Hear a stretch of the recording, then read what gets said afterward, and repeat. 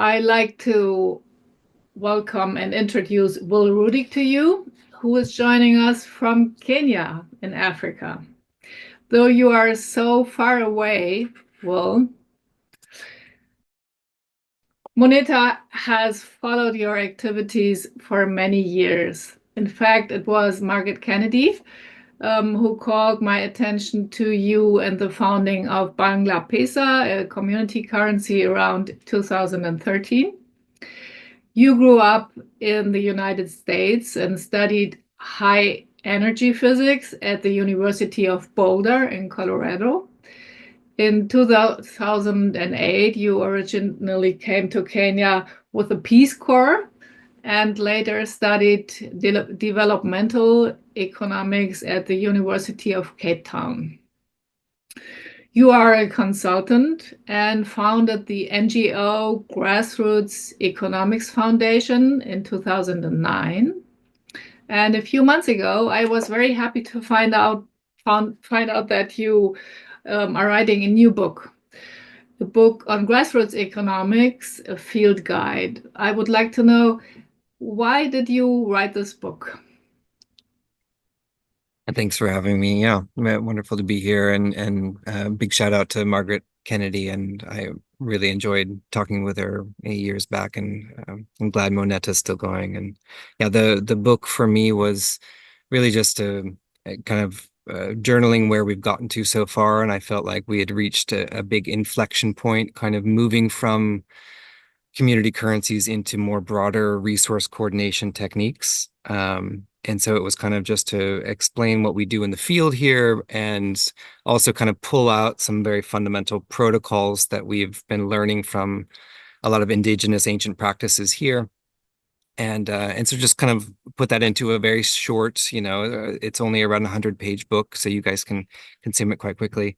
And yeah, the hope is that it's short and easy enough for people to really just get the basic concepts of resource pooling and coordination systems, and kind of take the next step beyond community currencies alone.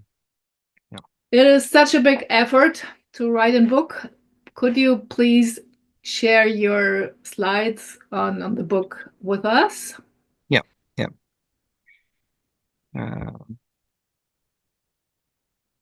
There we go. Okay. Okay, so let me begin. So, yeah, Grassroots Economics Foundation. I came here with a Peace Corps, and I started this about 12 or maybe it's 15 years ago now. And, looking at the work of, Margaret Kennedy, looking at things like Wargle and Curitiba and Berkshires, and wanting to see if something like that was possible and would work here. And I started, with me and a friend, just working with local businesses, and eventually we kind of built up a foundation that now works across Kenya. And then we've built a lot of technology. I was a software developer, and I work with a wonderful team. Mohammed Sohail is here on the call, and he can answer a few questions about the different technologies and open source tech that we've been building over the years. And as well as kind of the last mile solutions, like how do people use this without internet and things like this. And then Jambi Jaroge is our operations director, who's also here, can also talk about how we work in the field and how we she was just recently training groups in Mississippi as well, so it's not just in really in Kenya so much anymore. But this is a little bit of history that is I actually don't talk a lot in the book around kind of the history. I kind of go right into the commitment pooling practices over the years. But so this is a little bit of backstory there, that we started really looking at the using models similar to like Berkshire's, where we would have backed currencies with national currency, backed vouchers that would go into circulation with communities. They were on paper. We also did business vouchers really early on, where businesses and business groups could create vouchers redeemable for shillings worth of product, like gift cards, and those gift cards would circulate through local communities. there was a lot of uptake of that in the early years on paper, so much that we really couldn't deal with printing security notes, and so we moved into digital systems in about 2015. And that was kind of using SMS based systems on an old SQL database. And then it wasn't until about 2018 that we started using blockchain. This is actually a little bit more of a modern picture where we have little QR codes that you can sign in to look at your accounts and stuff like this. And the push to blockchain was also just to make sure that if we went down, and we had quite a bit of issues with the national government at the time. We all went to jail and we won a court case back in like 2012. We wanted to make sure that that wouldn't affect the system, that people could still use it. And so blockchain gave us a way to sort of make sure that if our systems went down, everyone's tokens and vouchers and whatnot, their accounts would still be there and they could still access them. So that was the goal of moving toward that. And over the years, we've made a lot of what we used to maybe call community currencies or voucher groups, or we've used a lot of different names for them, community inclusion currencies. So many that they started trading with each other, and we've built systems to enable them to exchange with each other. And there's been a lot of focus now on what does that level of resource coordination look like when we move beyond the kind of the concept of currency. A few years back, we had a program with the Red Cross here that, if I can get rid of that here, let's see. There we go. That was doing really well, and they were doing a lot of monitoring and trying to understand why some groups were doing much, much better than others. And we stumbled onto these community practices that are in general called rotational labor associations, which is sort of like a early form of village savings and loan groups, or ROSCAs, where instead of pooling their national currency, they're pooling their commitments for resources, which is quite interesting. And we started studying that more and more and more. This graph just shows that, groups doing more of these ROLAs generally, this is, not the best fit here, but do a lot, they build farms, they're doing house construction. There's a lot more being done in groups that are able to coordinate their resources well. And, coming in through the community currency lens, that was kind of the point of the community currency, right? Like, we were coming in there, I was, a young guy trying to solve this problem of people don't have money, so they're not working together. And so the solution, the kind of mundane solution was, well, let them make their own money. And actually, there was some benefit to that in local markets. We did a lot of that kind of work, but really, we were seeing 10x, 50x improvement from groups that were coordinating their resources in a slightly different way. And it turned out that this was a extremely common practice in every single tribe across Kenya.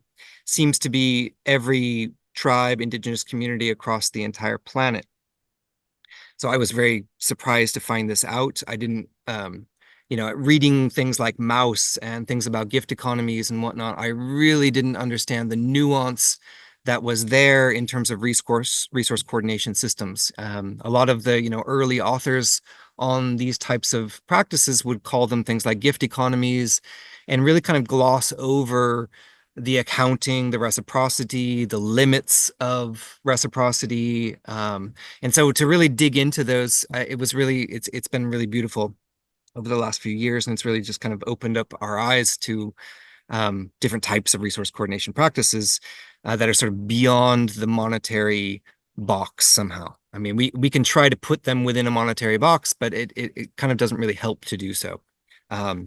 So this is, there's 3 pictures here. These are really old pictures of a Kikuyu tribe here that you would have rotating elders, like groups of kids would hang out with different elders, and that would be, education during the week. You would have rotating cooking going on for different activities. There would be rotating, this would be like a granary here where everyone in the village is going to help one particular family build a granary.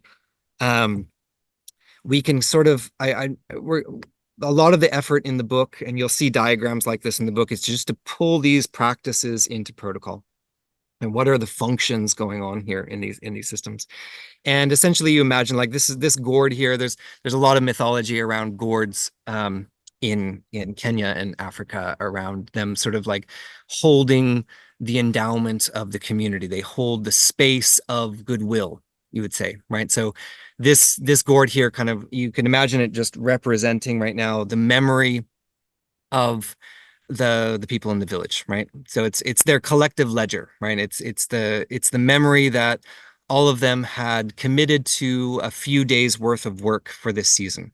And so what you can imagine is that these things in this pool, this memory pool of the community, are the oaths or commitments or promises of these various families to supply 2 days worth of labor. So this is just a simple example here.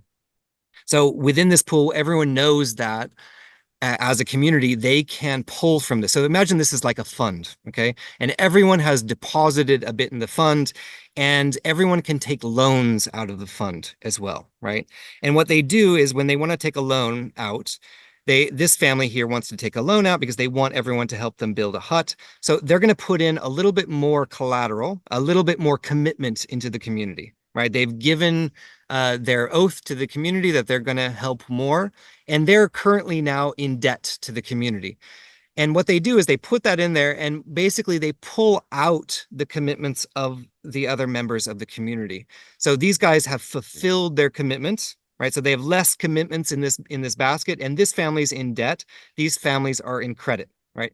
You can look at that perfectly in terms of reputation, right? These guys have a very good reputation now for having helped these guys, and these guys have a reputation that they've pulled from the community and they have yet to give back. Okay, so these two different families have gone and helped and built this little hut here. Okay, so these guys, their assets have increased overall. There's skill increase in the community. There's usually these are fun events where there is, sometimes music and maybe some food and snacks and skill sharing and stories. And it's a very healthy way of, think of this as like very natural, healthy human habitat, you might say. This family does the same thing. They say, oh, we're going to put more of our commitments in, right? We're just keeping track here.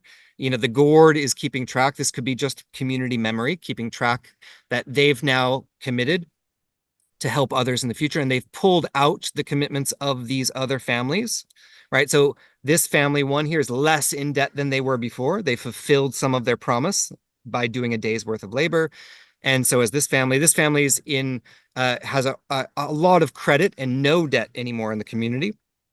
And finally, this final family uses some of their credits to pull these commitments out, and they get their hut built, right? So everyone's got a hut built, right? If you were to look at this as a mutual credit system, that would be a perfectly viable lens to a way to look at this, right? We could say that, everyone's at balance right now. If we look at that first stage, we could say like this family is in -2 compared to everyone else, right? We can look at this as plus minus credit quite easily. So we can look at things like mutual credit as frames on top of this type of a structure, which would be like Ostrom would have called this an intangible commons, right? It's a commons that holds commitment, right?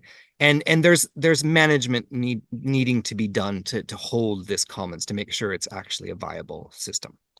So we'll get a bit into that as well. But that's essentially like the first, kind of section of a lot of the book is to describe these practices and pull out various protocols. And I mean, just in reference, this is a group in Uganda. Each one of these women is in another group. So this is like a super group. Each one of these women's a group of another like 15 to 20 women. Each one, they built this house behind here. One of these groups did. They are trading so much that small area of Uganda can roughly make up a sizable percentage of the GDP of Uganda. This is something like 10% of the entire GDP of Uganda. If you were just to measure how much value is moving through those systems, right? If you were just to, give them market rates and say, could you actually build this house? And of course, they could never afford to build that house. They can never afford to get all that they get from these. It's just amazing. I mean, it's a little bit like looking at the mycorrhizal in the soil and saying, well, if we were to value everything the mycorrhizal was doing, well, we'd all be in debt, for the age of the universe or something like that. So it's really beautiful to start seeing some of these resource coordination techniques and just really get to understand them and how valuable they are. I'll skip through some of these. We got a little too many slides, but the structure of the kaya, which is kind of it's a word similar to oikos or ekos in Greek, which basically means home or society. And it was the original form of living condition for almost all the tribes here, especially on the coast. And it would basically include the sacred forest. There would be a forest inside. There would be houses of clan members. This was sort of the living unit of society. And if you hear terms like Ubuntu, you might have heard it as an operating system, but it's made up of two words, and it's of the same language group that goes from Kenya all the way down to the Zulus in South Africa. It's a huge language group. It's one of the first language groups, at least from this area of Rift Valley going down. And you have words like Ubuntu, which basically mean Ubuntu. It's two words, which means to be or to become a person. And to be a person was to be in relationship with other people. And you have a famous phrase like from Mandela, I am because we are. And so this idea that you are of the people, and the group noun, or for people, the collective noun, a group of people would be a group of people practicing one of these traditions like Mweria. So a Mweria of the Giriama people, that would make you part of the people, right? You would be a person in that case of those people. And if you were not in relationship that way with them, you would just be a human, right? You would be of the species, but you wouldn't be in community. You wouldn't be practicing as a person within the community. So there's a lot of philosophy around Ubuntu. In Swahili, we also have the term Utu, which it means essentially humanity. It's like kind of the secret sauce of becoming a person. This would be kind of tracking. This is an ancient map where we're trying to track trade routes between villages out into clans and tribes.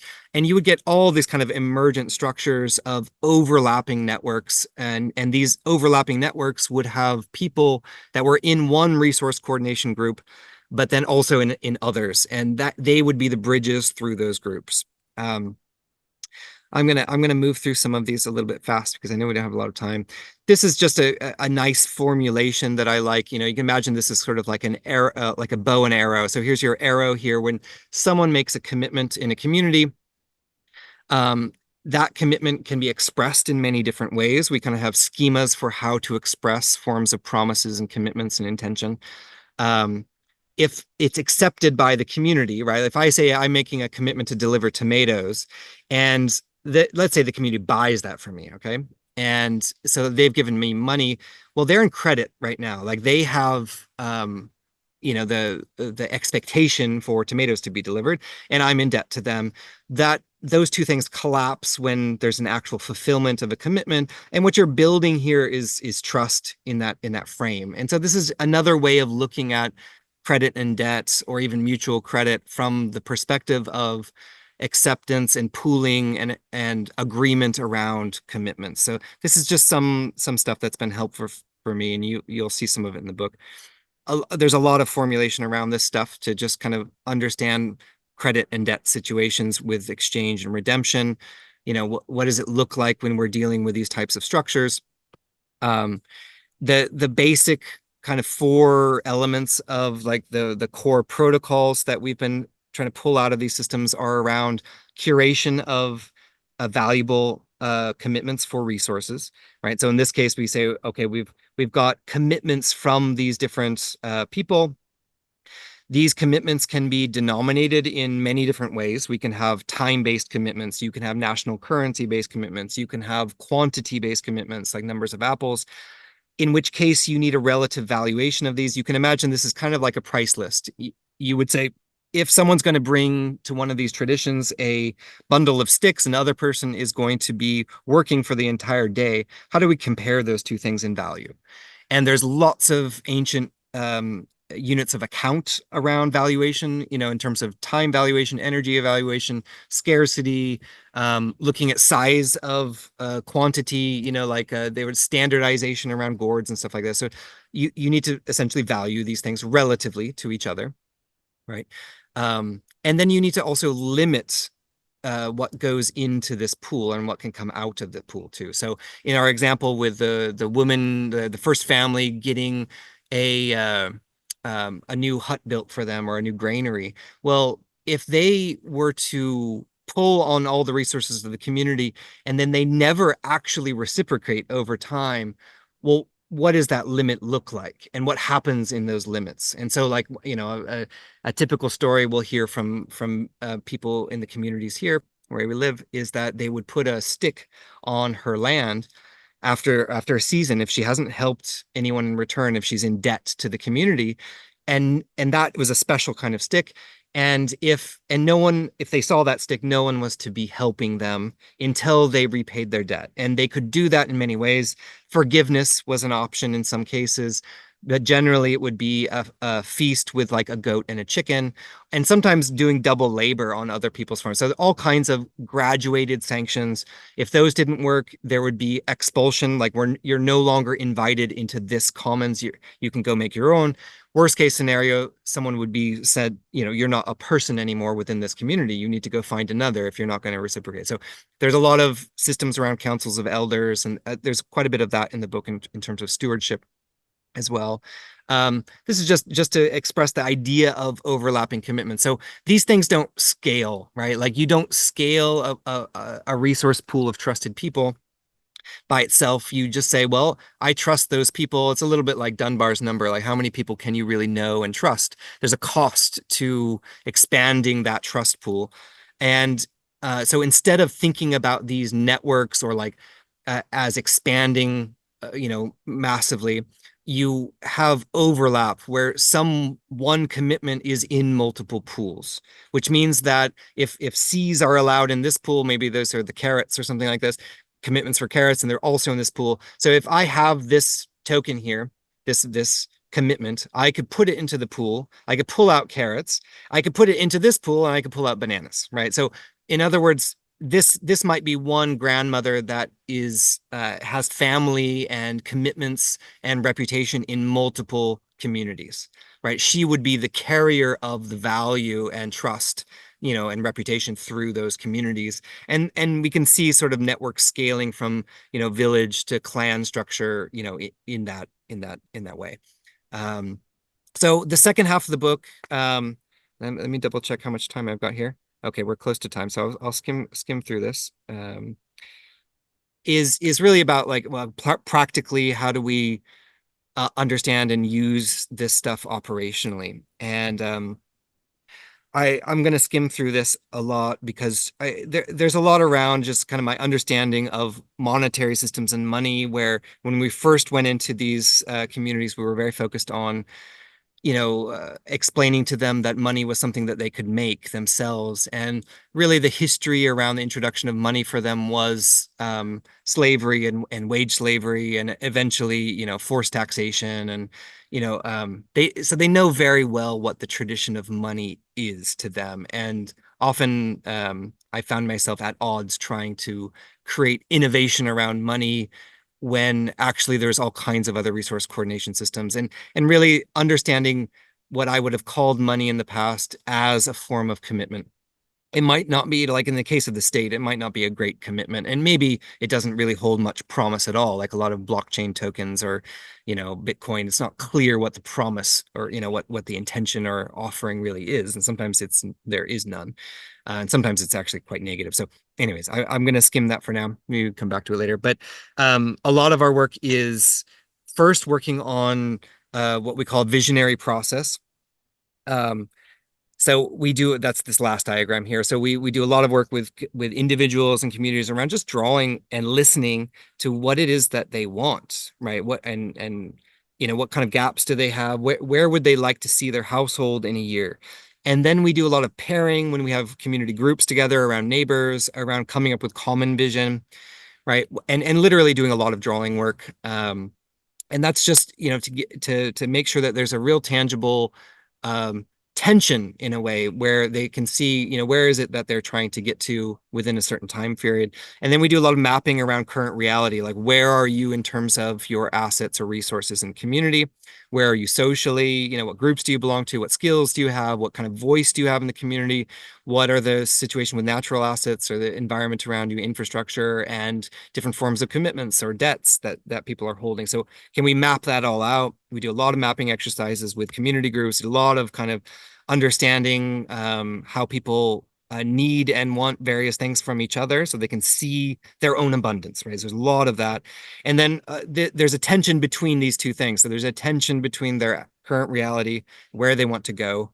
And that's a positive tension. We want to kind of draw that out into action steps. And the key thing around these action steps is to say, well, with all of those assets and all those resources and all your ability to commit to resources, how do we coordinate those together fairly, right? How do we coordinate all this together fairly to reach that vision, right? Which is kind of what we would call economics or ecosystem stewardship, right? It's the management and stewardship of the ecos, which would be the kaya, the household, the resources, right? And so that the answer to that often is, how did we do it? How did our grandparents do it? Right? How did our grandparents actually manage to coordinate resources together? And that's where these traditions start to pop out. And I've had the same situation working with elders in France, talking with people in Ireland. There's a lot of living memory of pre-monetary resource coordination systems, and they all look fairly similar. I mean, there's tons of beautiful nuance to them, but they have a lot of core things in common. So we do a lot of action steps. So that's where resource coordination comes out. And it's a fun way to bring out these types of coordination principles because they fall out quite naturally when you see how much abundance you have, you see where you want to go, you want to coordinate that in a fair way together, right? Well, how does that work? And so then we get into these kind of protocol functions.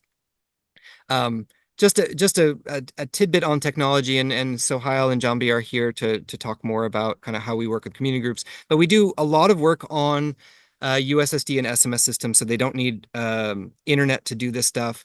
There's a lot of benefit to bringing in very simple digital technology because it provides an accounting layer that's quite missing. And so what the technology brings, and even blockchain in general, what it brings is an environment that enables the those agreements to be there. So if you imagine blockchain is doing three main things, it's providing a memory system, right? Think of that as like the memory system of the community, right? This is a public ledger that they can see. It provides accountability or authentication, sorry, first of all. And so who's who in that system. We know this was Leander's commitment. We know, this was such and such, right? We can provably know things like this with good authentication. That's what cryptography is for. And then we have a execution layer there, which basically means that if you put a contract or an agreement space like a pool into a blockchain, you can provably execute those functions. So if I want to take a loan out from the community, well, everyone can provably see that that was done as the valuation and limitation was designed by the community. They can change those rules. They can see exactly how that's done. So it provides a lot of ability to execute on contracts very provably. So it provides in some ways what was the environments, hundreds of years ago in a lot of communities where those agreements were being executed by the community. There was authentication, there was a very good memory system in terms of how that was being done. That's missing in a lot of communities, but also the digital layer enables us to connect across all of these. So this is what roughly the network looks like right now. That was actually a little while ago. Let's see what it looks like today. This is now across the world, in Ireland, US, all over. A lot of it's in Kenya here. Each color here is a different voucher or a different commitment, and the different dots are actually businesses or families that are exchanging with each other. So this is in near Mombasa here. They're exchanging through their Mweria system together. So if one person hosts a Mweria, they're giving their commitments in the form of these digital tokens to others, right? That's their debt. And they earn those back by doing the same thing around the loop, right? Quite simply. And you can see where they're connected together. These would be pools that are connecting these various groups together. And if I look on the website now, so Sarafu.network is a little open source free application. You can see groups all over the world.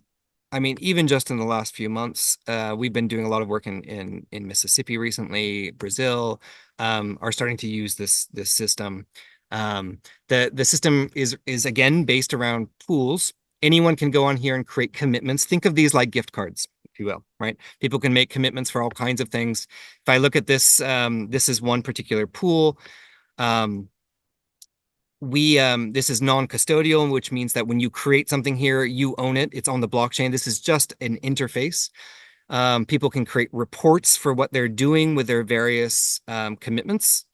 You can specify those 4 things in the protocol. You can say, so this is one that's run by Grassroots Economics, this particular pool. There's many that aren't run by us. You can say what is allowed in here. That is your curation of what's valuable. So these are different commitments from different groups that we work with. You can give them a relative value in the pool. Generally, they're 1-to-1, except the US dollar is sometimes in this pool as well. So you can have national currencies in there as well. So that's just an extra resource that's available. You can put any type of digital asset in there. And then you can have limitations, right? So so you have curation, valuation, limitation, and then you have the ability to swap and exchange these. You can also deposit into the pool. We call that seeding. You can do it directly. You can do it even with a Visa card. So there's ways to support these groups as well. The whole point is that sometimes there is money in these pools. Quite often there usually isn't. And the system keeps working without the money, right? So in many cases, when we're working with, like, let's say, humanitarian sector, well, let me click on one of these just to show you an example. This is actually one from near the village where I live right here. These are all the services that they offer for their voucher. So their voucher is worth 10 shillings of product. So 1 riba, if you get one of those, is a commitment for 10 shillings worth. They're using the national currency as their unit of account, worth of product, and they have all kinds of different products that they offer. Okay, they're in multiple pools, which means they can connect between different pools as well. And it's up to the pool creator. And that can be a committee, a steward, a DAO, any type of organization. We work with cooperatives or business groups to create those as well. So there's a lot there. I want to go back to this to just kind of wrap up, kind of how we work with the humanitarian sector. So a lot of our work with, like, World Food Program, or we've working, I think, 5 years now in all the refugee camps in Kenya. The idea is that the money that can be seeded into the pool is a little bit like, it's an endowment that sort of spurs the network to start exchanging and swapping commitments around that money. Eventually, that money is gone out of the pool, but they still end up with a credit and debt structure around each other. So, I mean, this is a very, very simple example of that. Oh, here's an even more simple one. So you can imagine a pool, like with Red Cross, seeding it initially with money. You can imagine the community saying, I'll swap, they've been given limits. These are credit limits. Think of this as a loan, right? They've been giving a production loan. They put in their commitments for tomatoes and whatnot into there. These would be local service providers. They've gotten prepaid for them. Now they're in a position that would remind you of the very first slides that I showed you, right? They're in this position at this point, right? Which means that they can all now have credit and debt with respect to each other. They've already even gotten paid for these commitments. So they end up with in a mutual credit relationship with each other, right? Through some initial seeding, right? And that's been hugely important. It basically, if we go to a village and savings loan association or a Islamic finance group, they understand this as a form of zero interest lending. It's really simple to explain in that case. You never have to tell anyone to accept anyone else's token. Right. This is also super important for the community currency world. If I go to, in Mississippi, I work with a guy with an ice cream shop. I say, make your own commitments, your gift cards for ice cream. Those are the only commitments you have to ever accept. Those are your commitments. If they go out from you, people buy them or you trade them in these pools for stuff, well, you need to accept them back. And the benefit to that guy is like, okay, here's a free way to make your gift cards or loyalty points, whatever you want to call them. And he now has credit within a pool, right? And this pool might start with, let's say, 500, $1,000 worth of assets in here, right? So this guy who sells ice cream says, oh, great, the pool now has given me a credit level, right? So I can now put my assets in here to pull out some of these assets. These could be all kinds of assets. We're working with cooperatives that are doing really beautiful stuff like land rentals, machine rentals, equipment rentals, right? So this could be all kinds of assets that this guy might need. He can put in his collateral there, right? He can't put in more than the limit he gives them. That could be like $20 until someone else swaps in to pull his out. So his assets become part of this endowment. Again, this is, this space here, the value of it, the whole point of, it's like the space of the generosity of a family or a village, like, is that it stays, right? Like you're maintaining the value of that space, right? And in Islamic endowments, if you go into a community and you endow a mosque or some form of assets, it's not a donation. You expect that place to be taken care of. It's like a holy space that you're creating here, right? I think let me end there. I feel like, what we're doing here is creating infrastructure that connects value together. And what the community currency world and what I was doing kind of before this was just focusing on getting people to express their value, right? You as a community group, express some value, express your offering, right? And what was missing was, what was the space that held that? And, we would create agreements, of course, with community currencies, but that agreement space, we didn't really go into enough. And so pulling out, what are those agreements? What's the simplest, infrastructure around value exchange agreements? That's kind of what we've built so far. And of course, there can be a million bells and whistles, a million ways to steward these. And we've seen groups do all kinds of stuff with these basic building blocks. It's a little bit like Tinker Toys or Legos, right? What can you build when you have kind of a value multiplexer that allows value to exchange? And you could define any kind of value or even certificates that you want, right? Like, it doesn't have to be value for the future. I could just say, I'm going to create a certificate for tree planting that enables someone access to a pool as well, right? There's all kinds of ways we can express past value, future value. It's a very rich parameterization. It's almost, in some ways there's too many parameters, and a lot of our work is just put this into the language of what people are already doing well, how they're already doing exchange well. Currently, even a business contract is a very simple pool that includes the value that someone's offering for dollars, right? That, like and then the routing between all these pools means that as people start entering this kind of formulation, they end up with a credit space that can start spanning bioregions and doing really beautiful stuff. So there's a lot in terms of like the next layers of networks of pools connecting to each other, providing services like multilateral offsetting, which is like clearing debts across loops within the pool, finding loops. There's a lot we can do. So this is my feeling when I drive down the road and I see plants on one side and I see plants on the other side, and I think, oh wow, I bet they're saying, hey, over there, and the other one's like, hey, I miss you, and I feel this like real strong urge that we want to connect those plants together. Like, I want to make a little bridge. I want the roots to connect, and that's generally how I feel about us humans as well. I feel like when I go through a lot of slums or I go through cities, I feel like we've just blocked each other off from ourselves and what would be natural relationships. And instead, we've gone into silos. And I think, the monetary system is a big giant part of that. And so that's really what got me into this and wanting to reconnect people. So yeah. Thank you so very much, Will. Yeah. Yeah. I know that you have to leave, unfortunately, at 6 p.m. Therefore, you had to rush a little bit through your presentation, but I have good news because you are so generous and we can download your book for free on Substack, which is wonderful. Sure.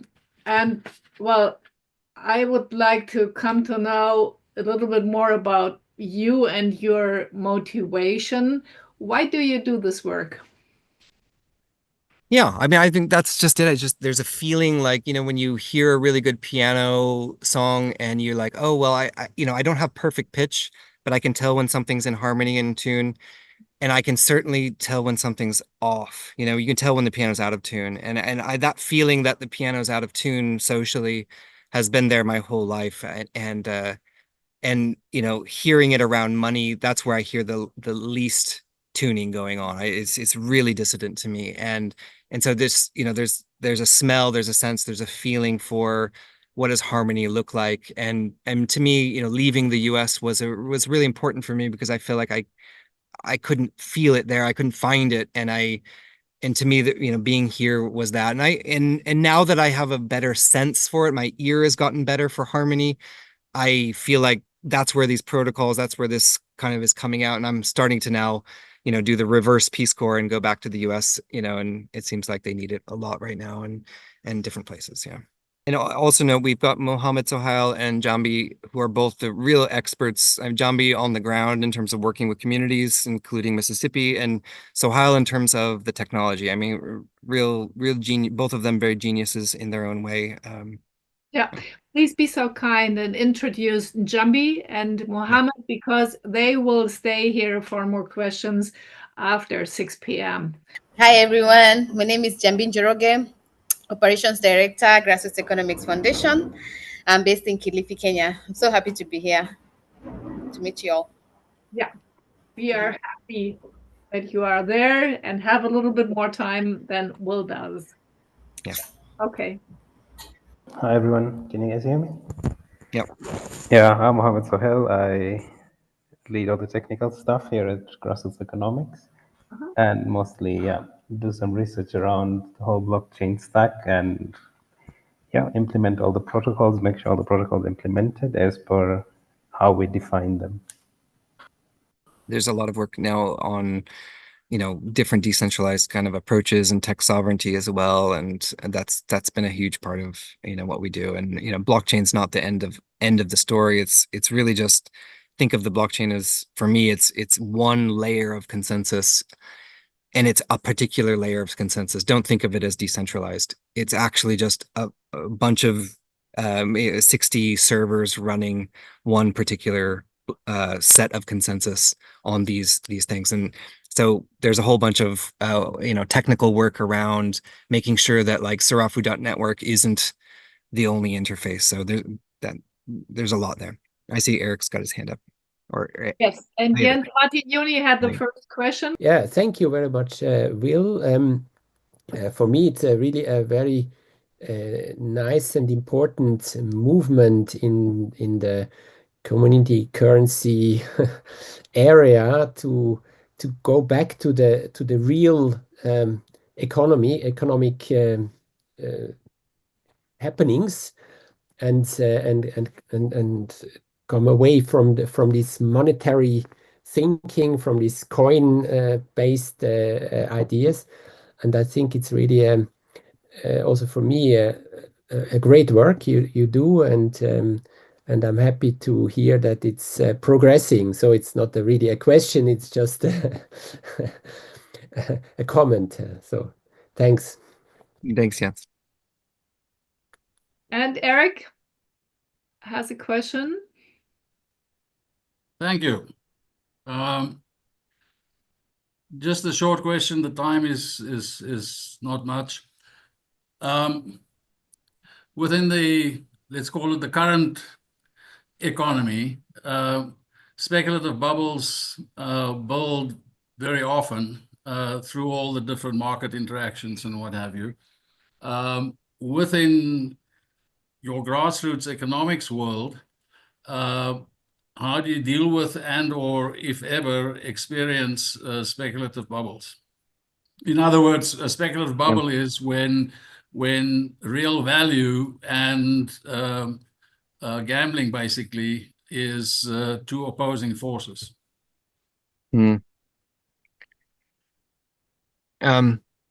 I mean, the way we've formulated the pooling system is a little bit like a vending machine, right? So you're putting in there commitments for our assets. We try to avoid any form of kind of like derivatives in there. And so your risk is essentially to say, well, if I'm going to have loans in this pool, right? I'm gonna put in my commitments and I'm gonna as collateral, and I'm gonna pull out commitments for other assets and use them. So you're risking that the things you pull out might be bad, for instance, right? Like I've pulled out, Bob's commitments, and but he's no longer accepting, or his business went under. What happens in that case is often that the group needs to have some kind of one curation mechanism to make sure that those things are good. If they find, like Bob's commitments are no longer good in the community, what are the types of, graduated sanctions on Bob that they can, work with, or help Bob to come back into good standing in the community. But also like develop things kind of like insurance funds. So most of these groups, like if you look with Village Savings and Loan Associations, they'll always hold some sort of insurance funds against default, right? And also for things like emergency funds, right? So there's usually some percentage of all of these pools is going to be liquidated during an emergency, right? So like, let's say 20% of the pool can go towards emergency lending or emergency things that happen with groups. And so that's been sort of the effort is, one, keep away from derivative objects like money itself as much as possible. And then try to make sure that claims are audited and accounted for. And then, start small, right? Like you're starting with credit levels of something like, a day's worth of labor, and you're building over time credit worthiness, right? Trust within the community. So that's generally it. Now, for someone to make a money-like object that is a commitment, or even like a share-like object, like a derivative object that is a commitment for some unknown thing that's like a gambling thing, right? So like, let's say I give you a voucher that is redeemable for what might be in the pool, right? It's not a real commitment itself for any real asset. It's a commitment for what might be there, right? Well, that's now a little bit more like a currency, or a very, very pure currency in that sense, and you end up with a lot more speculative usage around something like that. And so, for us, like the website sarafu.network, for instance, that's our curation as grassroots economics, right? That's only going to go so far, right? We're, the more, again, like the more we spread, the less and good our curation is going to be. And so that's another whole point of kind of decentralizing that. And that's really, what we want in different countries around the world and everything, to basically copy that. And we have, like Sohail, a dev team, to help people set up their own tech around that. And then network across there. So that's kind of been the strategy to sort of avoid speculative bubbles and things like that. The main tool is what is otherwise known as credit insurance. You insure your risk, and then you keep out the derivative side through the limitations. Exactly. And also the ability for multilateral clearing within those. That means that you're sharing risk in a different way, right? So you can offset. So like there's a university using this right now, and they're giving out they're making commitments for tuition. Okay, that's their commitment. They give those out into validated students and local shop owners, and they're sort of using that in a way as a local currency in that system. But it also means that anyone could buy out the debt of other people and use it, right? Yes. So if I see that your debt's in the system, and that enables this kind of multilateral clearing stuff, right? It's not bilateral anymore. And that's, the silos of debt, they trap us in these bilateral relationships, and we can only go to the rich man to get us out of that debt, right? Like it's very a siloed system. So it's, I understand. And the final point then is the exchange rate, so to speak, is fixed up front. Right. So it's adjustable. So basically what you're doing in the pool is you're creating what's really a price index, right? And you can say each thing in this pool, you're giving it a relative value to everything else. So it's a very simple, and actually, it's interesting because if you think of these functions like like valuation, you could actually express that like a gene in many ways, right? There's a million ways to express valuation. And a lot of people like, I always talk with Thomas Greco about this, and he says, well, how do you do valuation? And I'm like, well, I don't know. I don't presume to know, actually. I give people the tools to decide what they value. That's it, right? Yeah. And I have another question. Well, what would you like to achieve with grassroots economics, and what are the biggest hurdles? What are the difficulties you have to overcome? Yeah, I mean, a lot of it is just that communities and other people sort of look at the protocol. I mean, think of it as protocol expansion. We're not trying to grow grassroots economics or Sarafu.network. We're trying to make sure that that's simple enough that anyone can do it themselves, right? And so there's technical hurdles on that. I mean, we have really two main developers, Mohammed here and another one, William. And, the speed of development is, we've gotten to this where we are now after about 10 years, right? We could probably have done that in a few months if we had a proper, large scale dev team. Good and bad, right? In some ways, it's been good that we've gone very slow and methodically about it. And, but there's a lot that can be done technically to make sure that this kind of technology is it's tech agnostic, first of all, right? Like the protocols obviously shouldn't depend on any particular technology. They should really be kind of based on like living metabolisms. You think about living systems needing these functions, right? You've got to have value curation. You've got to have valuation and limitation in any sort of metabolic system or any sort of living system. So that's a big push. We're looking at things like Noster and other types of protocols that can go kind of beyond just blockchain as well. So there's a lot of work to be done there. So really just that the idea that the protocols are understood enough, that we have very simple protocol level communication across many different types of architectures, and that we basically rebuild the metabolism of the human species socially back into a living system. While you're still here, Will, and if nobody else raises their hands, can I ask a very simple question based on the example you gave earlier? Because I still have a hard time figuring. You showed us the screenshots of the registration authentication process, basically, but I can't really picture what a person in the US, and you gave the example with the ice cream parlor, what a person who's in that same pool, walking along the street, seeing the ice cream parlor, remembering, oh, that ice cream parlor is part of my pool, walks in there and does what? You said the ice cream parlor owner only has to accept his own vouchers. So do I have to look if his voucher is outstanding, or what do I do? What is the interaction? What's the communication on the screen that people So first off, you've got a wallet. I mean, this is how it is right now. I mean, we're working on a lot more kind of credit and debt views into this. I don't know if you can still see my screen, but let's say I've got some Babas, for instance. This is a voucher that I made. It's in the Cooperation Jackson token voucher. This was like a training token that I made for fatherly advice. Okay. And so I've got these Babas. I know that I can swap them and exchange them for something within Cooperation Jackson's pool, right? So if I go into that pool, I can say, okay, look, what would I like to take out of this pool? I can say, okay, I want a token from Kalia Kuno or something like this, right? Once I have that token in my pool, I've swapped, I've got my token there. And let's say one of these was for ice cream. Let's say this one's redeemable for ice cream. I can look at what it's redeemable for, and then I just click send, right? And I can send that.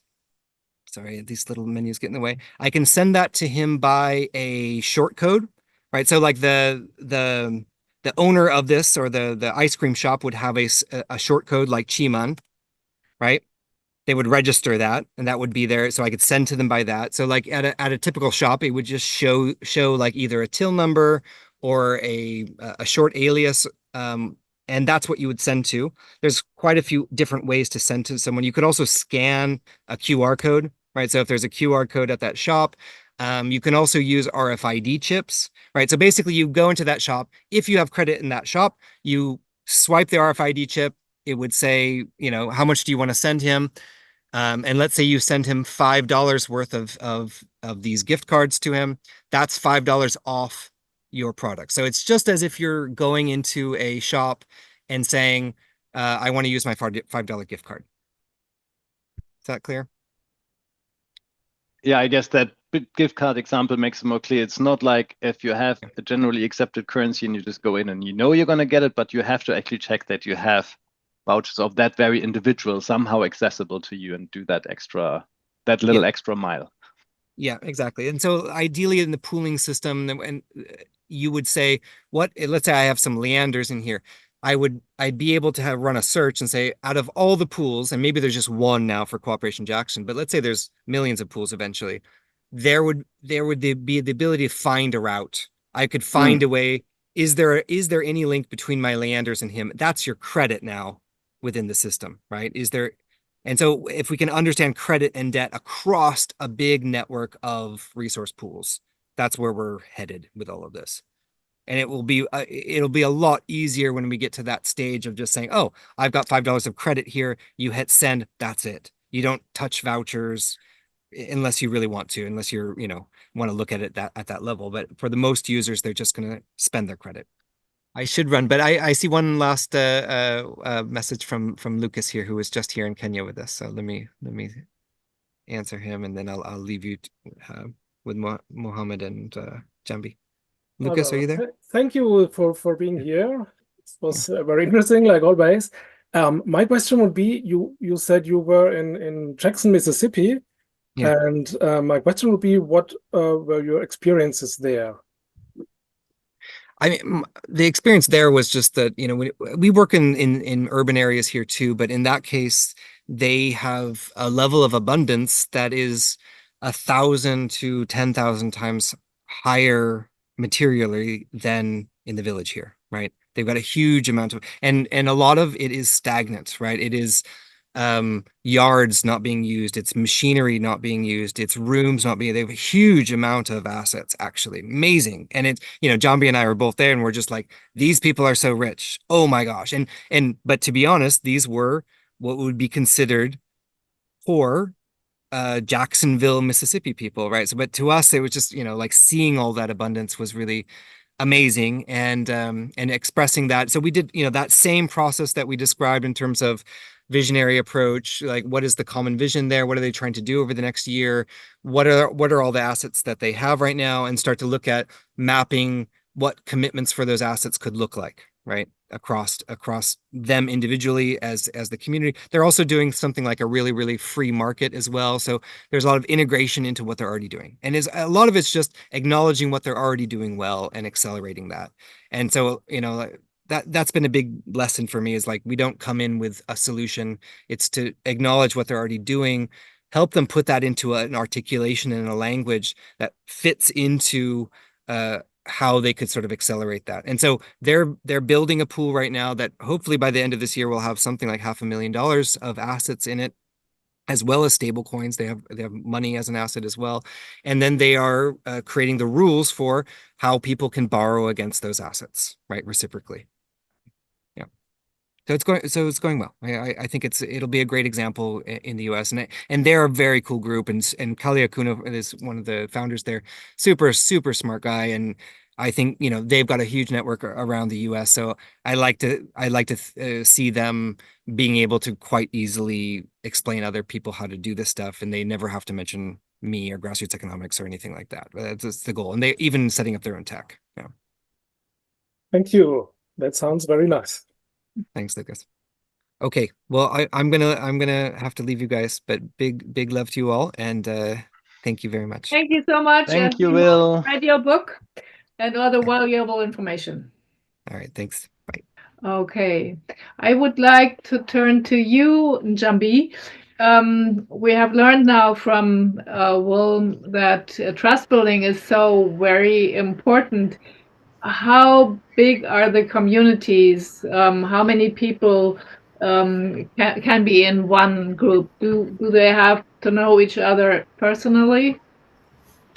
Yeah, so for a while now, we've been working with already organized groups, and these are groups that live in like one region, one village. So these are people who know one another. So trust has been a big thing for them because they already know one another and they have a constitution. So makes it very easy for us. And most of these groups are they they're between 10 to 20 members in each group, so they're not very big. So like in one village, you might find like 4 to 5 already organized groups that have different vouchers. Yeah. And how do they communicate? In terms, they normally have like weekly meetings, and so when Will was talking about rotation of labor, so this is what they do like on a weekly basis. So they normally have like a meeting where they decide like these are all the activities to be done in our homes, and they prioritize based on who is ready, who has the right tools, and then when that time comes, they all meet at that person's home, house A.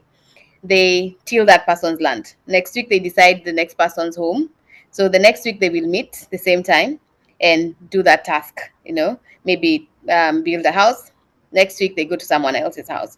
So that is how they meet. Like on a weekly basis, and that's how they talk, and like after every cycle, like when they go around every person's home, they normally have like a celebration of all the achievements they've done. It's amazing for them when we're reading all the, like when they look at the Sarafudo network platform, because they send in reports and they see like they built 10 houses, built 10 farms, and consoled each other 5 times. It's really even mind blowing for them just to think like they've already done that much. So it's normally a gathering that is characterized with music, celebration, food, and then there's planning for the next cycle. So it's continuous, and like Will mentioned, there's normally a vision. So they normally have a goal to achieve individually, group wise, and for the community. So when they're meeting to meet an individual vision. They're meeting to meet a goal, a group vision, or the community's vision. So they normally have motivation to keep meeting and offering their commitments to one another to achieve now that goal. Yeah. Yeah, wonderful. And what is your history with grassroots economics? How did you meet Will, and how did it come about that you now work for grassroots economics? Yeah. I was just from school 6 years ago. I saw this application online from Grassroots Economics. Went through their website, loved what they're doing. I studied community development, and I've always wanted to be part of community growth, help my community. And this is one organization that was really impacting the community immediately. Like you could see change. And then the community members were using the vouchers to exchange goods and services, primary goods and services, and saving Kenya shillings to access secondary needs. So that was impressive for me. I was like, I really want to be part of this. And since then, I see a future here. I love working for this organization. And I also especially love that I am in touch with the community like all the time. I'm actually part of some of these groups in the community. Yeah. Yeah, wonderful. And how do you work together with Mohammed, who I would like to integrate in this conversation too?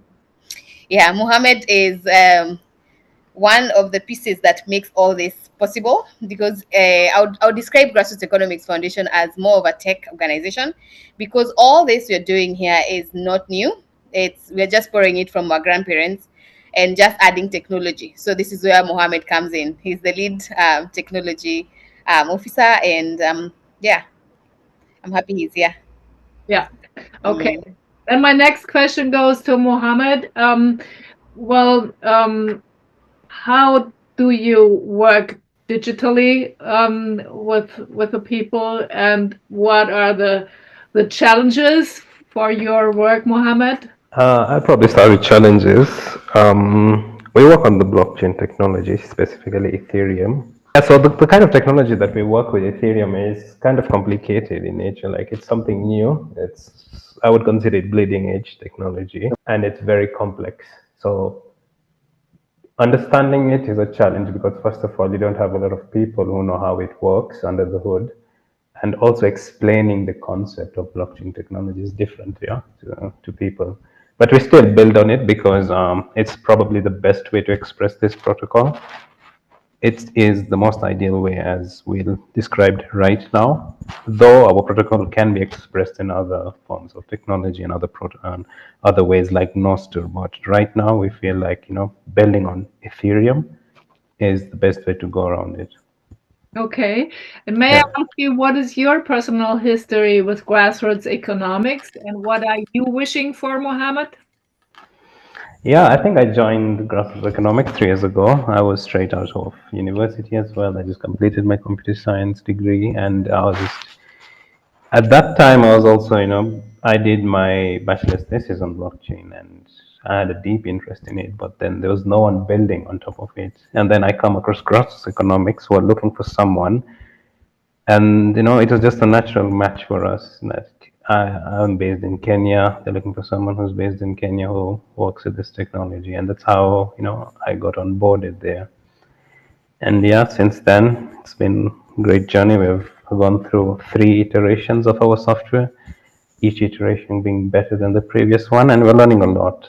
Like there are a lot of challenges when working with blockchain technology, especially for the end user, because abstracting away blockchain technology is not easy, but we try to do that to the point where we've abstracted it away and people can use it without the internet. So if you go onto, we have a YouTube channel where I will link our YouTube channel there, but you can just search for Grassroots Economics. We have demos of how it works, and we have a lot of other content there that's very useful for the context of this call.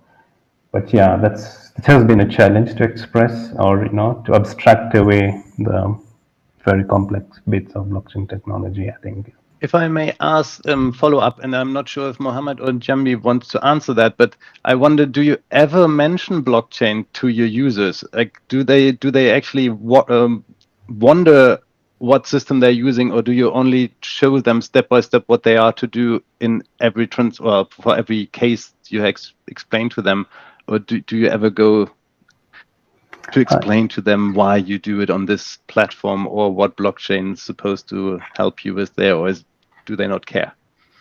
I would say most of our users know about it, and we do inform them that you're running it, whatever you're doing goes through the blockchain, right?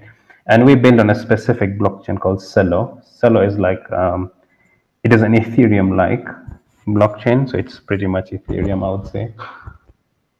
And they are aware of it, but there are some users who use USSD. So USSD is like it's a very old GSM technology for sending messages over the network. They might not be aware that they are actually, all their transactions and histories and everything is backed by the blockchain. They might not be aware, but it is like, if they want to figure it out, they will figure it out that we use a blockchain. So yeah, USSD is like, I don't think it's very popular in Europe, but it's very popular in Africa. Okay. And we have still a question from Christoph Plus in the chat. Did you have any complications or support from the banking sector? Could you answer that question, or maybe Jambi could? Yeah, maybe Jambi can, but I don't think so. We have not had neither complication nor support. But maybe the complications earlier on, like when Grassroots Economics was starting off around 2013, maybe Jambi can talk about that. But I don't think it is very relevant anymore because it was just like a fuss. It was more like noise that was unrelated to our work. Okay.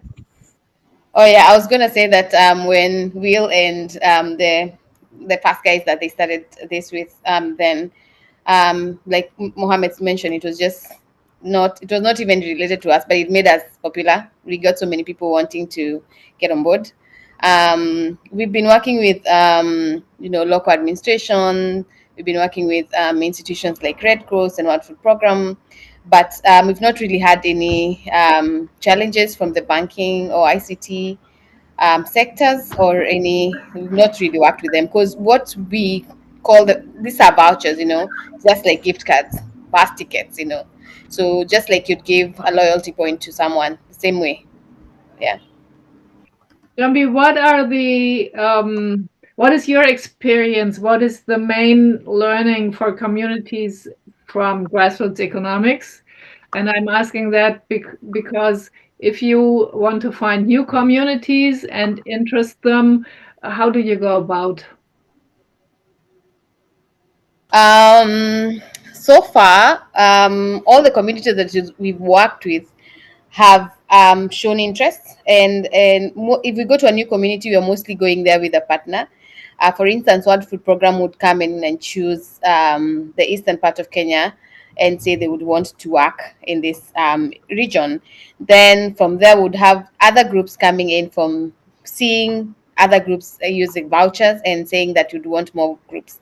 Like we started off with 14 groups. Right now we are on 38 groups. We've not really had to go directly to these groups to really introduce the voucher system. Same thing as Kenya Red Cross coming in as a partner to say we want to take your technology to the refugee centers. But initially would just go through the local administration, the gatekeepers, and then they would direct us to groups in that region, and then would now start training them. And the training really is just basically helping them understand the current reality in terms of the 6 assets Will mentioned, the financial, social, governance, like at what level is each of them, and so that they are motivated to know why they need to work towards that. And also the beauty about it is that the whole idea of rotation of labor is not new to them. It used to happen with either their parents or their grandparents, or they're currently doing it, especially in the rural areas. So it's not been really hard to introduce it to community members. It's something they already know, they're doing it, just now adding the technology part of it. Yeah. That is a point I had wanted to ask earlier, Jem, because you said you normally work with already existing groups, but Yeah. that doesn't mean it's active roller groups. It's just groups, and then you introduce the whole rotation labor system to Exactly. them. Oh, okay. Mm. Do they ever ask you, why don't we just do that on a piece of paper, since we are meeting every week anyway, and we're discussing everything, and we know each other, and we go to each other's houses? Why don't we just write it down? Why do we have to use our cell phones for that?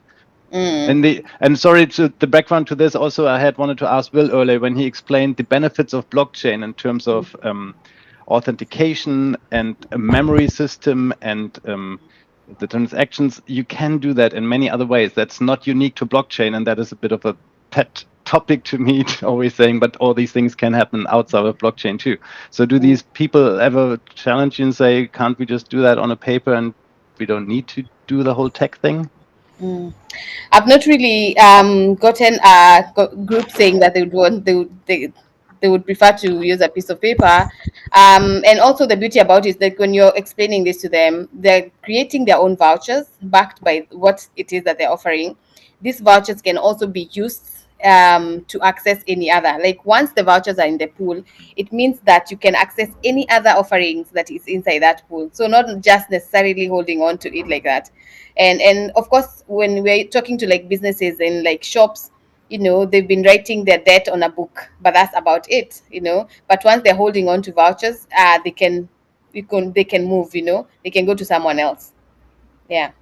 So when you introduce it, you're not only talking about that little local group of 10 to 20 people, you're already showing them the bigger picture, and that's why they're motivated to Yes. do it that way.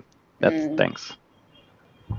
Like for instance, where I live, I'm in a group, and we have two other groups in that area. So this means that each group has their own vouchers, but they normally have a local market day every Thursday. So that means with their vouchers, they will come and buy from one another, and it means if I'm from the Kiriba group, I'll accept Mnyumbuni vouchers because I know I can spend them again next Thursday to buy something else. So you'll accept vouchers from any group because you'll meet again on Thursday for another market day. Yeah. So the aspect of interoperability to hold more vouchers in. Yeah. Your wallet. Because what Will explained in his slides with these overlapping pools in conventional community currency world, that is always the last edge of you have an established group and then you look how you cooperate. But I guess in Kenya, it is already from the beginning, it's always overlapping pools, and that's what's motivating people to get in. Yes. Is that right? Yes, I agree. Yeah. Do you have any questions, Jambi? Mhm. You were in Rome for the Remix conference and had such a very interesting presentation there. I was surprised to see now how Will showed us the contact, the international, Yeah. all over the world. Does that work with grassroots economics as well? Does Will give this example of Kenya out to other communities in the world, or how does it work, the international work? Yeah, like we're just coming recently from Mississippi, like you mentioned, and yes, of course, sometimes you give the examples of Kenya, but they may not necessarily work the same way in such countries. And like in Europe and in the US, we try to use the idea of gift cards. That is the best way they can relate to it, because I think not very many people can remember rotation of labor in such countries. You know so yeah.